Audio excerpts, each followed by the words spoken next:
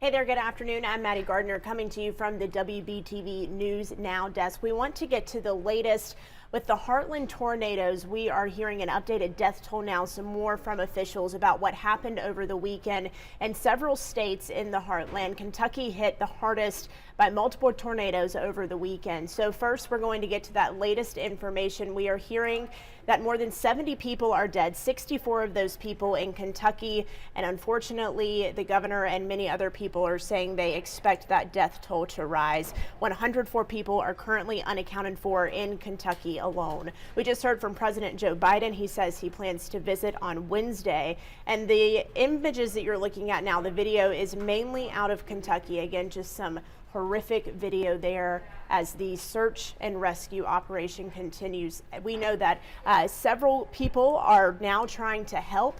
They are boots on the ground there from FEMA to the National Guard. And earlier today, we heard from the Kentucky governor about that death toll and about how people can help. Let's listen to that. 18 are still unidentified of the ones that we know. The age range is 5 months to 86 years, and 6 are younger than 18. Help keeps pouring in from all over the country. Thank you to everyone. We feel your love here in Kentucky. The Team Western Kentucky Tornado Relief Fund, now 31,279 donations, over $4 million raised into it thus far. Do we have the website? Those that would like to help us, that's teamwkyrelieffund.ky.gov.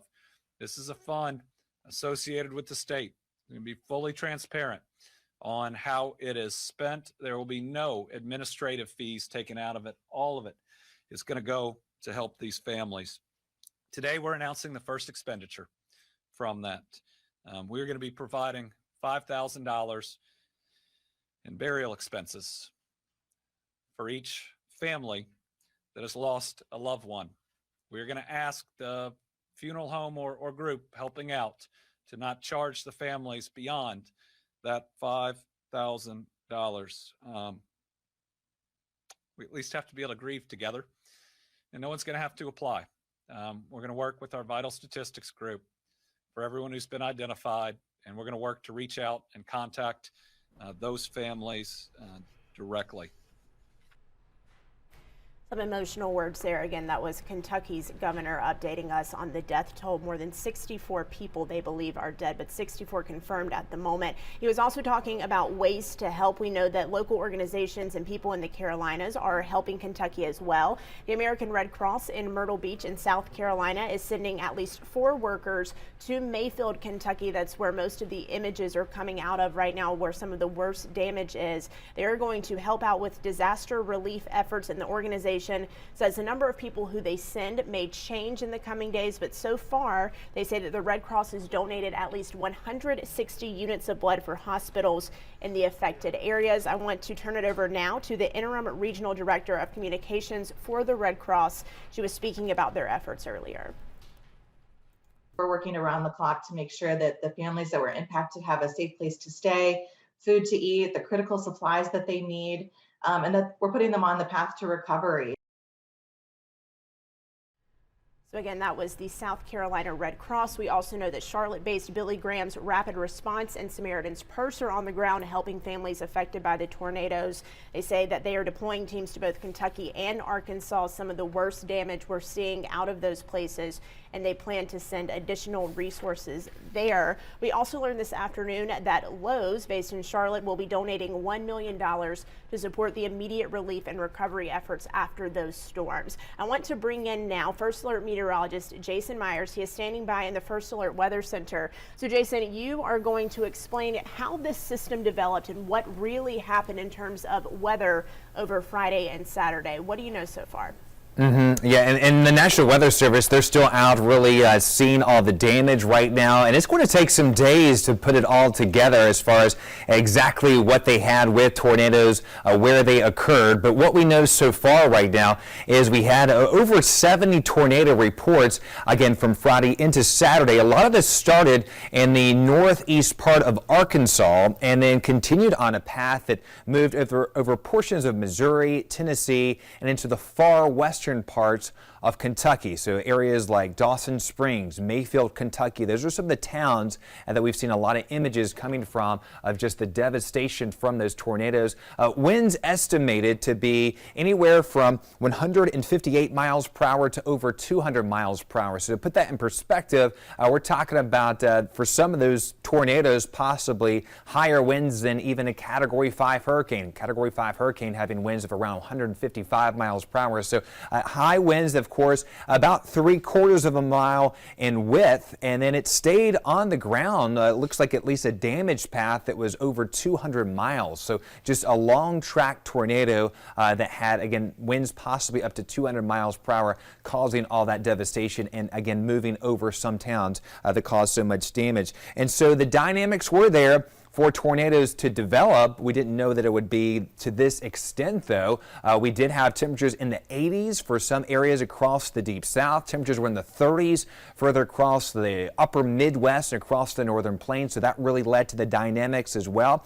And then winds in the atmosphere, they were changing direction as you go up in the atmosphere, so that caused rotation and really added to the dynamics that these supercell thunderstorms were able to create these powerful and destructive tornadoes. So again, they're still doing a lot of surveys right now, the National Weather Service, as far as surveying the damage. They'll have a final report maybe in the coming weeks, just because there is so much damage to go over and to sift through, and also a lot of reports. But this may go down in history. We look back as far as big impact tornado outbreaks, the tri-state tornado that happened in 1925, and that was an estimated F5 tornado at that time and had winds estimated up around 300 miles per hour. That killed over 700 people. Again, that was in the 1920s when tornado warnings were not as good.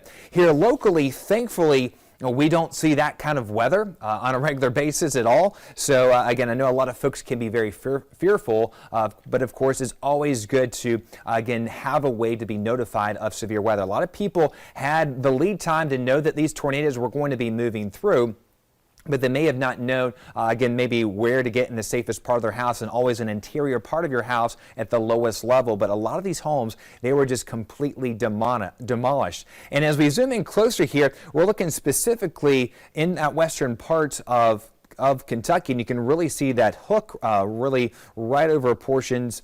This is right around where Mayfield, Kentucky was here, and where that tornado warning was. So a very powerful tornado there.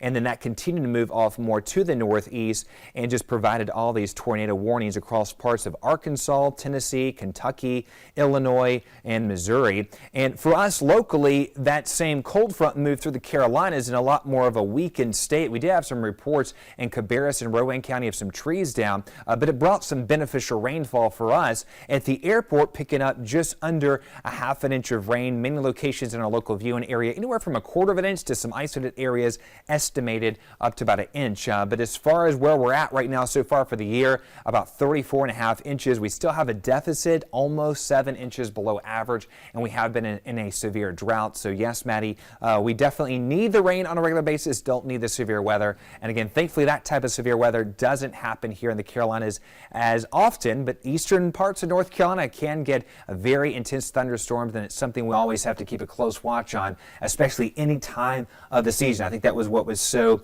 interesting about this event, again, happening during the month of December. Maddie? Yes, Jason, and I'm just was looking at your graphics there. That first one you had up where you had plotted where all of the tornadoes were. This one right here, I want to bring that back up full. So this was Saturday around 4 in the morning. And how long were those severe weather warnings coming in for the Heartland there? Yeah, a lot of this really started getting going really Friday evening and continued into Friday night, early Saturday morning. So a lot of this happened after the sun was already down. So that's, again, it was in the dark as these tornadoes were developing. People could not see them off in the distance. It was still in some areas that maybe are pretty flat but have some trees around. So just a very scary situation there, that even when people had the lead time, even when they were able to get to a safe, sheltered area, when you look at some of the video and the photos, it really doesn't almost matter where you were in the house because the whole house was leveled. And that's what's so scary about this situation here. As people had the lead time, some folks hearing that they had 45 minutes or even an hour ahead of time to know that these storms were moving closer to them, but still hardly any way to prepare when you have that kind of tornado that's headed right over you. Heartbreaking, Jason. Thank you for explaining that to us. Certainly important to remember when those severe weather warnings come in, to pay attention and to have a plan in place. Exactly right, yes. All right, Jason Myers, thank you so much once again, First Alert meteorologist there. I'm learning more information about President Biden's visit to Kentucky. That is coming up on Wednesday. He is going to be on the ground, starting with a briefing at Fort Campbell. He's going to head to Mayfield, which again is where many of these images that you're seeing on your screen are coming out of. He'll then go to Dawson Springs to survey the storm damage. All of this information coming in the last 20 minutes. He says during his briefing at the White House, he was going to pledge his administration's support for as long as it takes. Again, the death toll climbing in Kentucky to 64 this afternoon. That's the latest number we have, with 104 people unaccounted for, but certainly more deaths to come, officials fear. Also deaths in other states, Missouri, Arkansas, Illinois, and Tennessee. The death toll up to 70 people as far as we know. I want to also tell you about this initiative here. Our parent company, Gray Television, has launched Heal the Heartland. We are partnering with the Salvation Army to help the people impacted by the tornadoes over the weekend. You can see that information right there on your screen. You can text HL Tornado to 51555, helping the Salvation Army help people who were impacted by this. Again, this is Gray Television, our parent station. Helping to Heal the Heartland is the name of the campaign, helping out the people in Arkansas, Illinois, Kentucky, Missouri, and Tennessee, who we know certainly have a long road to recovery. We heard from Kentucky's governor earlier today. If you were just joining us, he was talking about the death toll there, 64 dead, 104 unaccounted for. I want to play that sound once again because you really do feel the impact that these storms had on his state over the weekend, calling it one of the worst storm situations in history in Kentucky. 18 are still unidentified of the ones that we know. The age range is 5 months to 86 years, and 6 are younger than 18. Help keeps pouring in from all over the country. Thank you to everyone. We feel your love here in Kentucky. The Team Western Kentucky Tornado Relief Fund, now 31,279 donations, over $4 million raised into it thus far. Do we have the website? Those that would like to help us, that's Team WKY relieffund.ky.gov. This is a fund associated with the state. It's going to be fully transparent on how it is spent. There will be no administrative fees taken out of it. All of it is going to go to help these families. Today, we're announcing the first expenditure from that. We're going to be providing $5,000 in burial expenses for each family that has lost a loved one. We're going to ask the funeral home or group helping out to not charge the families beyond that $5,000. We at least have to be able to grieve together, and no one's going to have to apply. We're going to work with our vital statistics group for everyone who's been identified, and we're going to work to reach out and contact those families directly. And again, if you are looking to help the victims there in tornado, the families who have lost people to the tornadoes, I should say, we have more information about Heal the Heartland on WBTV.com. You're taking a look at that page right here. You can find it from our homepage. It explains how to donate to the relief efforts and how we are partnering with the Salvation Army to make that happen. Again, if you head to WBTV.com, you can find this on the homepage. It's called Heal the Heartland, how to donate to relief efforts for tornado victims.